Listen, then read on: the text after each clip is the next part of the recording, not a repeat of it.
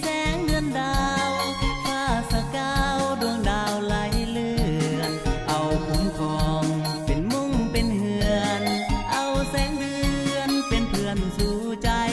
เมื่อลมหนาวพัดมาข้างใดตัดสินใจ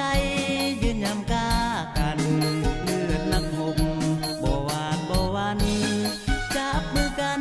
ต่อสู้ฝูงมา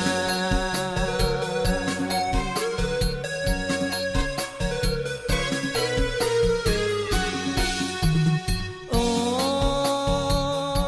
17มังกร1990ปงนาไว้วันภูผาป่าดงแดนนั้นต่างก็ผ่านเป็นเสียงเดียวกันขับไล่มานี้ขับไล่มานี้เมื่อลาตรีมีแสงเดือนดาวทหารลาวขับไล่พัดถิ่นบ่ให้มันมาหลวงล้ำแดนดิน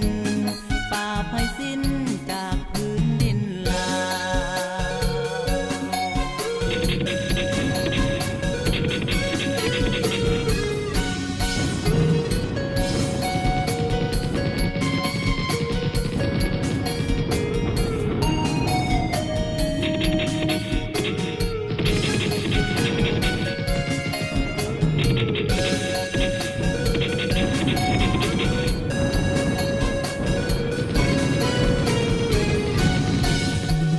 โอ้17มังกร1990ปงนาไว้วัน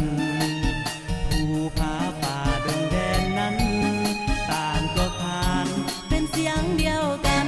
ขับไล่มานี้ขับไล่มานี้